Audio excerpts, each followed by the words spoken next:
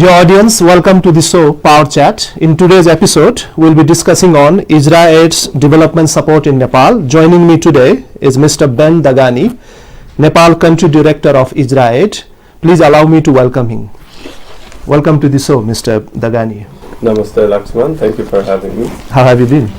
I'm very good. I'm very happy to be here today. Well, next half an hour, we'll be discussing on the issues concerning development support in Nepal, especially that of the organization you are leading here.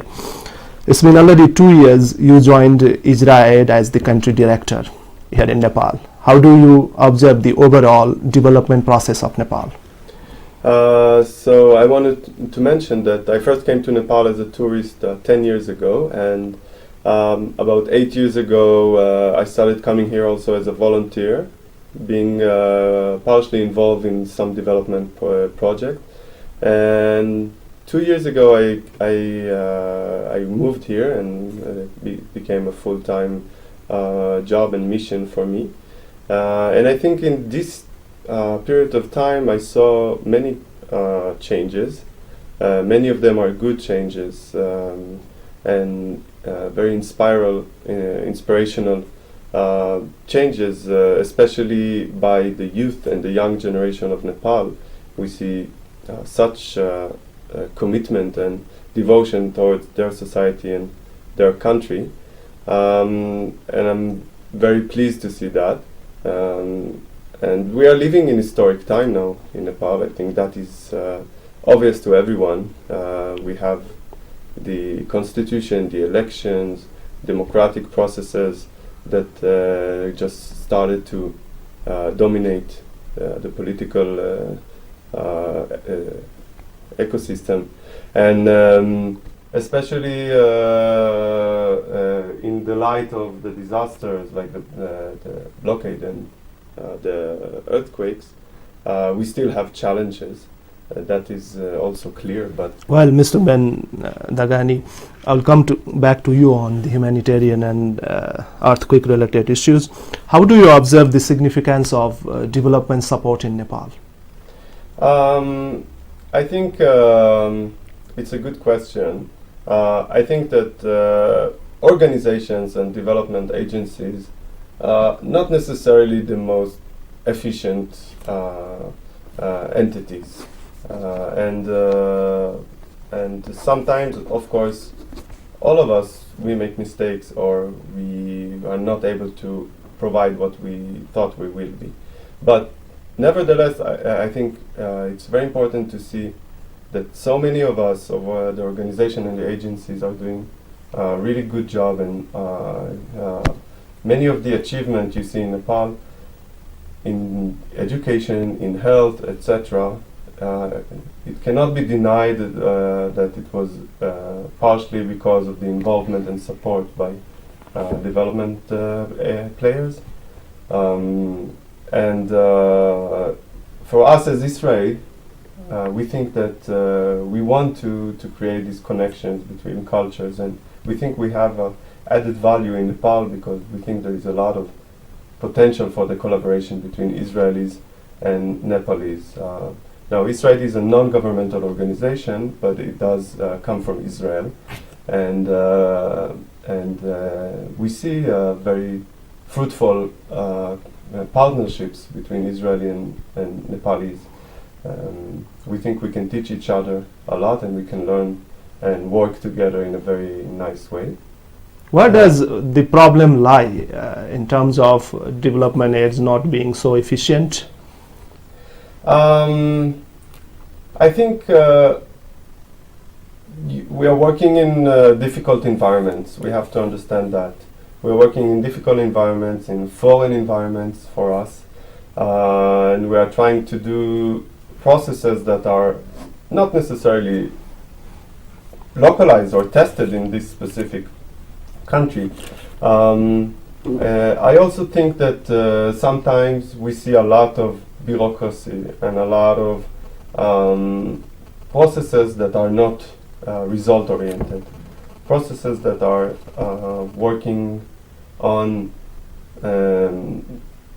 let's say, reports and surveys and researches, which are very important for us.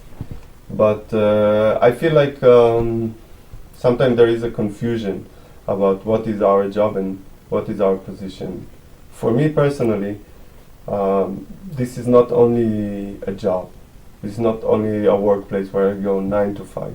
For me, and I think I want to believe that for IsraAID in general and our team here in Nepal, working in a INGO or generally in the development and humanitarian field, we are on a mission.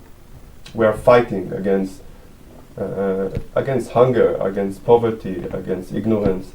We are fighting to make life better for millions of people. And that is, in a way, that is a fight, which means we have to really put ourselves into it.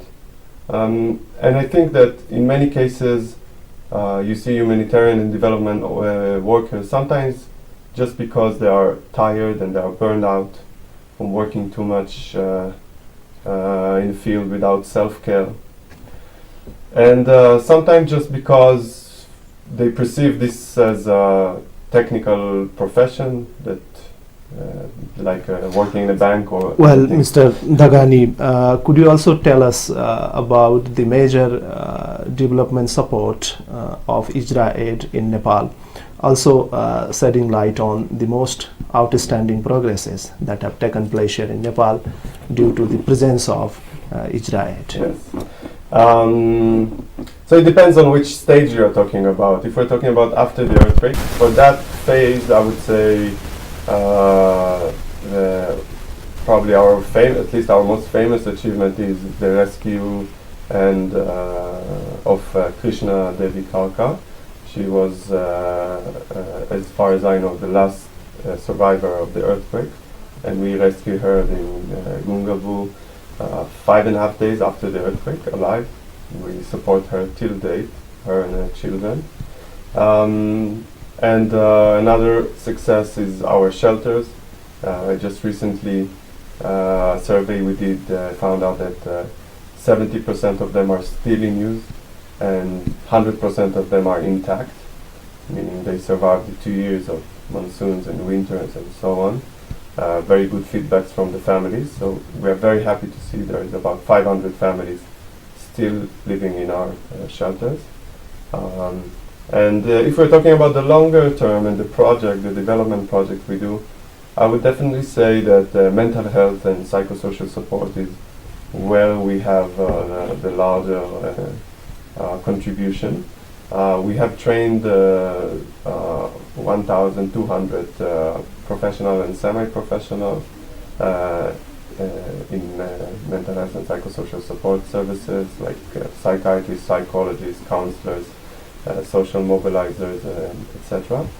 We trained 2,600 female community health volunteers, representative of 2,600 villages, and we have reached more than 500,000 audience in our awareness campaign and theater.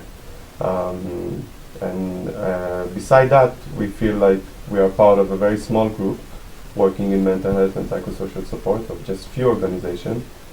It's not the most sexy development sector, but it is very needed in Nepal, which has one of the highest suicide rates in the world, and it is the leading cause of death for women in reproductive age is suicide, with very little opportunities for health services and counseling and psychosocial support in general. We feel like our involvement there was part of the reason we see also changes in policy. There is a new mental health act is going to be adopted by the Ministry of Health. We were involved in that as a stakeholder. There is a new focal unit in Ministry of Health that is in charge of mental health and psychosocial support, that is PHCLD. We see that the Ministry of Women and Children is opening now 14 counseling centers. This is a revolution in the field. 2 years ago, there was none of this. There was almost nothing. There is no referral pathway, and we were really struggling to design a project because we didn't know where do you start from. And these you described with really motivating areas of work, but also sensitive. Yeah. Nepali society is not so open to discuss on issues concerning psychological counseling and this sort of things. Definitely. How do you partner or collaborate with the institutions for the implementation of your work here in Nepal? So we work in a very participatory approach, and it is one of our core identity is how to work with the local communities and with the local players in the development field, local NGOs, so for us it starts by saying that we don't know everything, and sometimes we don't even know anything. We start from going to the field, with going and talking to the people, talking to the local partners, and designing together from very beginning, designing together interventions and where we should invest and what we should do. Very rightfully you said about the sensitivity of this specific issue is extremely sensitive. So what we do is that, for example, we take the theater. So we have 6 theater groups in 6 districts. The theater itself, the people, the actors, the leaders of the theater are recruited in the district where they work. So they are local. And then each theater performance, each script is designed by them according to the district needs, culture, languages, and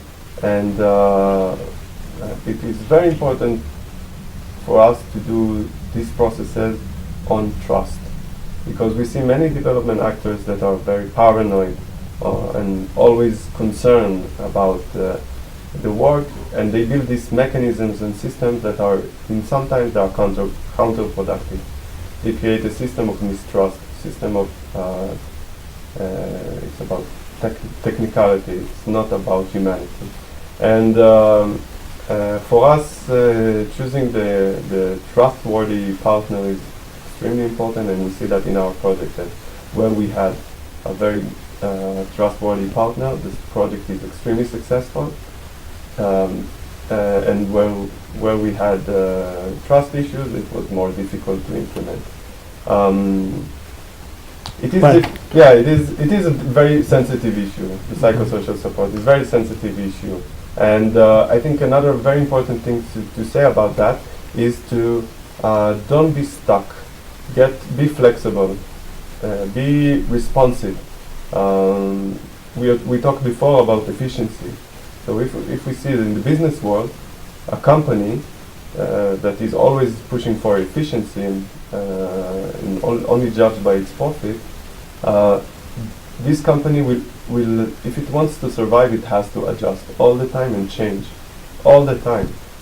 Mr. Dagani, how can the issues concerning community mobilization and the participatory development be intensified?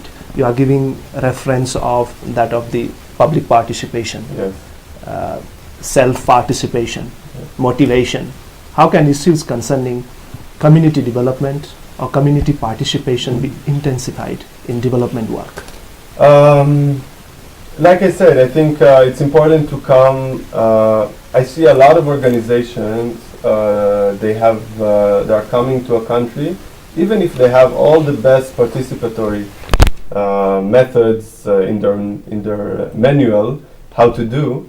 Eventually, they come to a country with a premeditated project, a premeditated idea on how to do things, and everyone have to align. Even the local. Yeah, you are right. Almost all organizations say that participation is must, and they are committed to this process for public participation. But does it really happen? Sure. It happens. I know I can testify on other organizations, but I can say that in IsraAID Nepal, Definitely it happens. We constantly adjust and change our project according to what we see in the field. We listen to our local partners and really implement what they suggest. Not only create forums and conferences and talk about what we should do, but really involve them in a steering committee, and we make decisions together. This is not only important because we want to do we want to look good for our donor. This is important because this is the sustainable way to do it, and this is the way to make sure that there is ownership on the community level and also on the NGO level. And our aim is not to tell anyone what to do. Our aim is just to support and to provide our set of expertise and tools that we tested and we know that are effective, and to try to combine it into local context. And this means that if in Nepal we are doing theater, in Sierra Leone we are doing music, and in Japan we are doing storytelling. So we are not doing the same intervention in different places because the culture recept these things differently. And in Nepal, for example, theater is very strong component of the local culture. We haven't invented it. We didn't come here and say theater is what's good for you. We come here and we check. We did theater, we did radio, we did other community outreach, and we see that community outreach is very important to us, and we see that this way of community outreach is most effective. Well, how do you observe post-earthquake development assistance in Nepal, especially those of many organizations working here? You are also addressing your concerns on how you rescued a person survivor. Yes. And what are your suggestions for the effective implementation of programs related to rehabilitation and reconstruction? There's many things we should take into consideration when doing this kind of projects and rehabilitation projects. I think probably the most important thing is to be result-oriented. And this is not just a catchphrase. This is something that we have to put in front of our eyes all the time, and something unfortunately you don't necessarily see all the time. Even just after the disaster, we're talking about the shelter cluster. So I remember in July or August, they already started talking about the government and the cluster was started talking about not to build any more shelters, and from now on they only give approval for temporary houses. And we saw that most of the people still don't have any roof out on top of their head, and we see till now that 2 years later our shelters are still in use and only about 5% of the houses were built. So for us it was mostly important to reach the community and to get and to do whatever we could do to maximize the community impact at the community level. As I said before, it's important to have surveys, it's important to have research, it's important to have the clusters and the conferences, but we have to keep always in front of our eyes the community and the people that we are here to serve. We are here to serve them. That's the ultimate goal, and I think once you put that in front of your eye, you will find a way to work with the government, with the local organization to get this aim, to understand that this is the ultimate goal. And I think that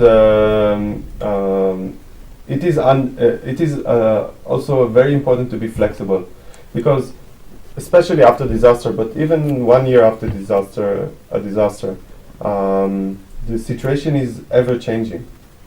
It is never the same 1 month to another. Especially what we saw in 2015 in Nepal. And not only we had the earthquake, once we started just to realize what's going on, then the blockade came.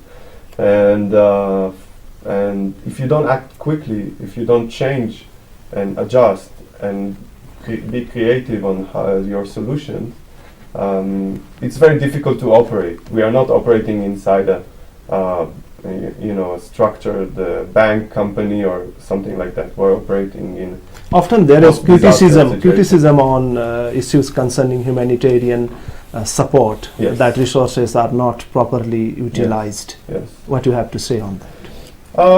I think sometimes these complaints are justified, but I also think that we have to look at things in the right perspective, meaning that if someone is trying to help, maybe his way of helping is not beneficial for us, but at least in many cases the intentions are good. So I'm not saying we should all just, distribute teddy bears.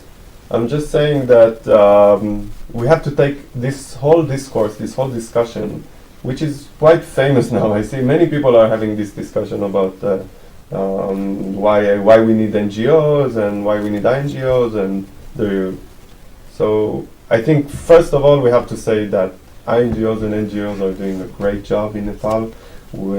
I think many of the local organizations I meet and we are partnering with have come a very long way. They have made a huge difference in their country, and we should thank them for that. Yes, we make mistakes. They make mistakes. Everyone makes mistakes. And we, as I said before, we are working in an ever-changing and very specific context. Those things make everything more difficult. But I believe that if we work together, if we cancel all kind of like ego and from all sides, from INGO there is also ego, from government there is also ego, but I think that if we work together, coordinate better, which is a problem because we don't coordinate well enough, and understand each other and work together for results. Well, Mr. Then I think we Dagani, can get- you yeah. raised very important issue, collaborating together, working together. Yes. We are coming to the end of the show, but I have a few questions to ask you. Maybe you respond in one answer. How do you measure the impact of IsraAID work here in Nepal? Also, could you shed light on the future vision of development support of your organization here in Nepal? Very quickly. So monitoring and evaluation is extremely important, and it has to be part of every project. But we have to understand in some projects it's very easy, like how many shelters, how many houses you built, or school. Those are very easy to measure. In some cases it's extremely difficult, because if we're talking about awareness of behavioral change, these are processes that take years, and there's no the tools, the research tools are many times flawed, or they don't grasp the full context. So I think it is very important to have M&E, to have monitoring, and to evaluate our project well. But I also want to say that I think it's important to keep humanity. We are not technicians. We are not technicians. We cannot come and fix society with mathematics. Okay? So we have to remember to keep always the humanity together with of course, with academic tools and with development were developed over many years. As for what are we planning to do in Nepal? So we always say that our ultimate goal is not to be here. Our ultimate goal is not to be needed and not to feel like we have anything else to contribute. Once we feel like that, there is no reason for us to be here. But on a more realistic angle, I think that we are very interested in connecting top level and community level. I think we have this advantage of we see things in both ways. We see it we participate and we see all the top level decisions, making policy, awareness, INGOs and government, etc. But I think we also have the advantage of working with the community hand in hand, understanding community, understanding the frustration, the local gaps and needs, and we want to create a better way to a better pathway to connect them. Well, Mr. Dagani, it was a pleasure talking to you. Thank you you. very much for your time. Dear audience, time now to wrap up the show. Keep watching us. See you next week. Namaste.